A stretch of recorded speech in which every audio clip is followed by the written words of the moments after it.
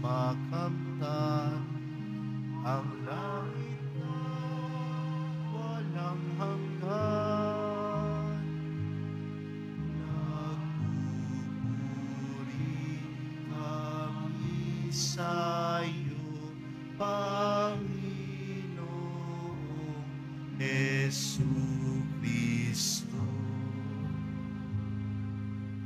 Sumainyo ang Panginoon. At sumaiyo rin. Ang mabuting balita ng Panginoon ayon kay San Juan. Papuri sa iyo, Panginoon. Noong panahong iyon, ang mga Hudyo'y kumuha ng bato upang batuhin si Jesus.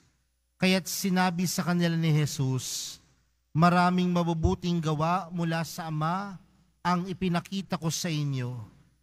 Alin ba sa mga ito ang dahilan at ako'y inyong babatuhin?"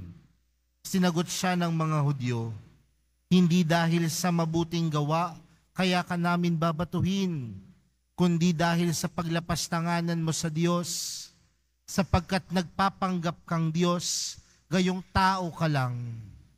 Tumugon si Jesus, "Hindi ba nasusulat sa inyong kautusan? Sinabi ko, mga Diyos kayo, mga Diyos ang tawag ng kautusan sa mga pinagkatiwalaan ng salita ng Diyos at hindi maaring tanggihan ng sinasabi ng kasulatan. Ako'y hinirang at sinugo ng Ama. Paano ninyong masasabing ngayon na nilalapastanganan ko ang Diyos sa sinabi kong ako ang anak ng Diyos? Kung hindi ko ginagawa ang mga ipinagagawa ng aking Ama, huwag ninyo akong paniwalaan. Ngunit kung ginagawa iyon, paniwalaan ninyo ang aking mga gawa. Kung ayaw man ninyong akong paniwalaan, sa gayon matitiyak ninyong nasa akin ang Ama at ako'y nasa Kanya." Tinangka na naman nilang dakpin siya, ngunit siya'y nakatilis. Muling pumunta si Jesus sa ibayo ng Jordan, sa pook na noong unay pinagbibinyagan ni Juan. Nanatili siya roon at maraming lumapit sa kanya. Sinabi nila, "Si Juan ay walang ginawang kababalaghan, ngunit totoong lahat ang sinabi niya tungkol sa taong ito." At dooy maraming sumampalataya kay Jesus. Mga kapatid, ang mabuting balita ng Panginoon. Pinupuri ka namin, Panginoong Heso Kristo. Magsiupo muna ang lahat. Magandang gabi po sa inyong lahat. Patuloy po tayong nagdinilay ngayong ikalimang linggo sa panahon ng Kwaresma. At alam natin na malapit na tayong dumako sa mga tinatawag nating mga mahal na araw. Ngayong linggo, tayo ay magdiriwang ng linggo ng Palaspas. At sa mga susunod na araw, pagdiriwang po natin ang pagkapakasakit, pagkamatay, at higit sa lahat, ang muling pagkabuhay ni Jesus. Kaya magandang tanungin po ang ating mga sarili, handa na po ba tayo? Naihanda na po ba natin ang sarili na matanggap ang pagkabuhay ni Jesus sa ating mga puso? Nagbago na po ba ang mga maling pag-uugali natin? O yung chismosa pa din? O yung mga naninira ng kapwa pa din? Baka kasi hindi natin namalayan, tapos na ang Kwaresma at tila walang nagbago sa puso natin. Mga kapatid, sa ating mga pagbasa para sa araw na ito, lalong-lalo na po ang ating ibanghelyong napakinggan, tila tunay na ipinakilala ni Jesus ang Diyos sa kanyang pagkatao. At paanong ipinakilala ni Jesus ang Diyos sa kanyang pagkatao? Sinasabi niya sa mga Hudyo na lahat ng kanyang ginagawa ay hindi dahil sa kanyang kapangyarihan, kundi sa kapangyarihang ipinagkaloob sa kanya ng Diyos. Dahil siya at ang Diyos Ama ay iisa. Kaya nga mga kapatid, ang mga Hudyo tila tinutulagsa si Jesus. Tila pinagbibintangan si Jesus. At ano ang pagbibintang na ginagawa nila kay Jesus, na si Jesus nilalapastangan ang Diyos Ama. Pero mga kapatid, kung titingnan natin ang buhay ni Jesus, alam natin na sa bawat oras ng kanyang buhay, sumalamin sa kanya ang pag-ibig ng Diyos. Tuwing kailan po ito? Sa mga pagkakataon na siya ay bumababa sa mga tao. Sa mga pagkakataon na siya ay nagpapagaling ng may sakit. Sa mga pagkakataon na nagpapalaya siya ng masamang demonyo. Sa mga pagkakataon na siya ay nakikikain sa mga makasalanan.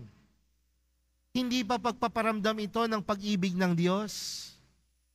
Dahil kailanman mga kapatid, hindi nawala kay Jesus ang pagka-Diyos. Sa tanan ng kanyang buhay, ginawa niya ang lahat ng bagay dahil sa kanyang pagmamahal sa Diyos. Kaya nga, kahit hanggang sa dulo ng kanyang buhay, anong mas namutawi kay Jesus? Yung pagmamahal niya sa Diyos. Kaya nga, kung titingnan natin ang buhay ng Panginoong Jesus, kung titingnan natin ang buhay ng mahal na pong Jesus Nazareno, masasabi natin, tunay niyang pinangatawanan ang Diyos at ang kanyang pagka-Diyos sa kanyang buhay. Sa hirap man, patuloy siyang nagmahal.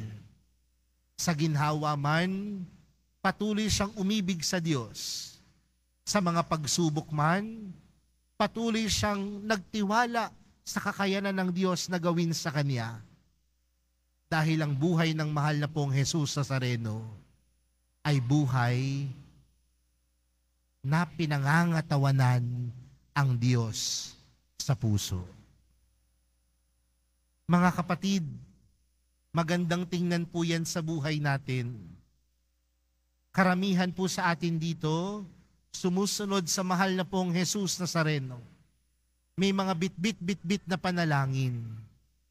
Pero magandang tanungin yung ating sarili, pinapangatawanan ba talaga natin ang ating pananampalataya sa Diyos? Sa mga oras na tayo ay nahihirapan, pinangangatawanan ba natin ang Diyos? Sa mga oras na tayo ay humaharap sa pagsubok ng buhay, pinapangatawanan natin ba ang Diyos sa ating mga puso? O tila sa mga hirap, sa mga lungkot, sa mga pagsubok, nawawalan tayo ng loob sa Diyos?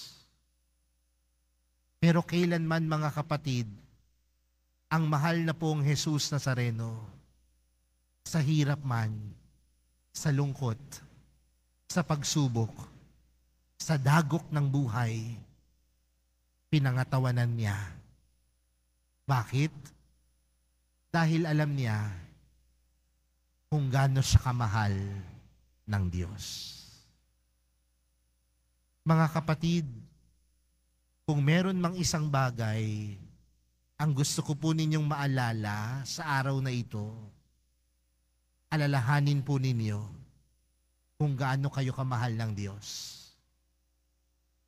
Sa mga pagsubok na hinarap natin sa ating buhay, sa mga hirap na patuloy nating hinaharap, patuloy din naman natin itong nalalagpasan. At nalalagpasan natin ang lahat ng bagay na ito, hindi lang dahil sa ating sariling kakayanan, kundi nalalagpasan natin ang lahat ng bagay na ito dahil sa pagmamahal sa atin ng Diyos. Di ba ganyan din ang naranasan ni Jeremias sa ating unang pagbasa? Pinagkanulo, iniwan ng kanyang mga kaibigan, pero sa bandang dulo, anong sabi ni Jeremias? Malalagpasan ko ang lahat dahil alam kong kasama ko ang Diyos. Mga kapatid, wag lang nating pangatawanan ng Diyos sa mga oras na tayo ay maligaya, kundi sa kahit anong oras at pagkakataon, pangatawanan natin ang Diyos dahil alam natin sa lahat din ng oras at pagkakataon, tayong lahat ay minamahal ng Diyos. Kaya mga kapatid, sa pagpapatuloy po ng ating banal na misa, huwag po nating kalimutan, anumang pagsubok, anumang hirap, pangatawanan ng Diyos. Dahil tayong lahat ay mahal ng Diyos. Tayong lahat ay mahal ng Poong Jesus Nazareno. Amen.